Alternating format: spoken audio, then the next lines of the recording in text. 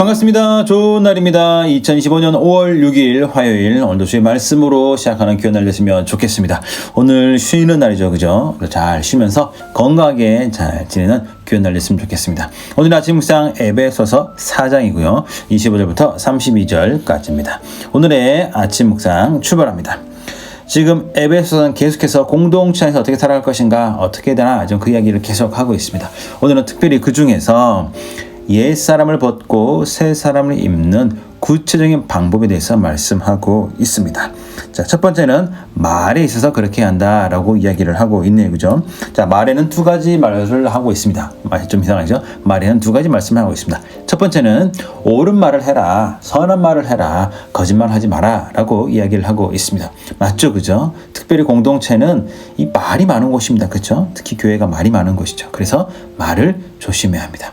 정확한 말을 해야 되고 또 출처가 있는 말을 해야 합니다. 누가 그러던데 그렇게 말하면 안 됩니다. 정확하게 선한 말 또는 좋은 말, 그리고 출처가 명확한 말, 그런 말이 있어, 소문이 있어, 그러면 안 된다는 거죠. 제가 청년부 있을 때 분명히 여자친구가 없었는데, 제가 없었는데 결혼을 앞두고 있다라는 이야기를 들은 적이 있습니다. 너 그 여자친구 누구니? 라는 말을 들은 적이 있습니다. 아마 제가 지나가면서 어떤 자매랑 잠깐 이야기했는데 그 모습을 누가 봤겠죠, 그죠? 그래서 현철 누구 만나더라, 누구 이야기하더라, 자매랑 여자친구 아니야?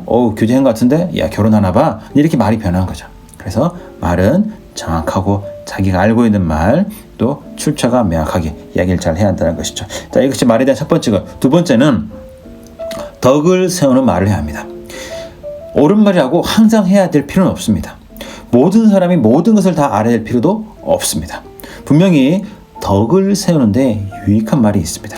적절한 때에 적절한 말이 필요하다는 거죠. 선한 말을 할 때도요.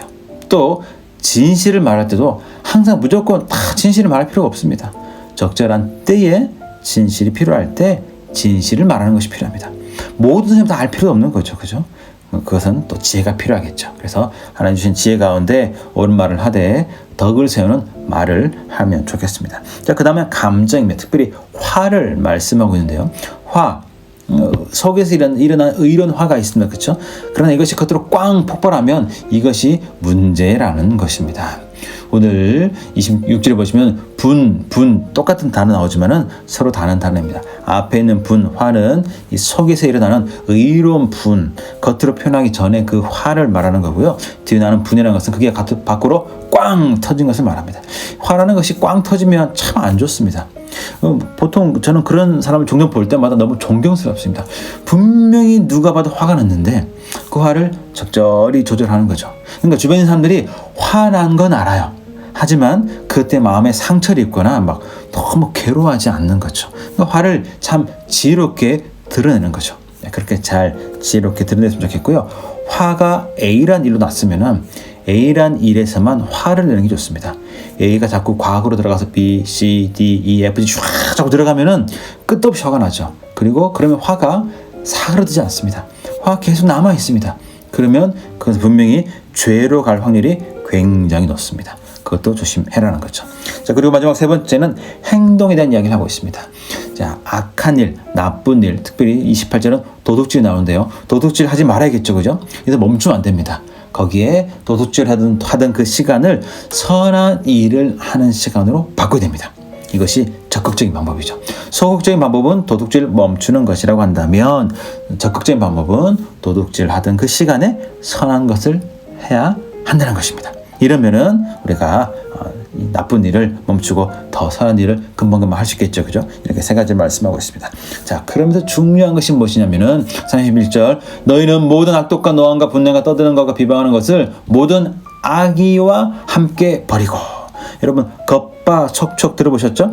겉은 바삭, 속은 촉촉. 우리가 선을 행할 때도 겉으로도 선하게, 속으로도 선하게 됩니다. 우리의 속이 선해야 자연스럽게 우리가 연기하지 않고 자연스럽게 겉으로 선한 말을 하고 거짓을 버리게 되고 선한 감정이 드러나게 되고 선한 행동을 하게 됩니다. 꼭 기억하십시오. 속이 선해야 겉도 선해집니다. 내일 만나겠습니다.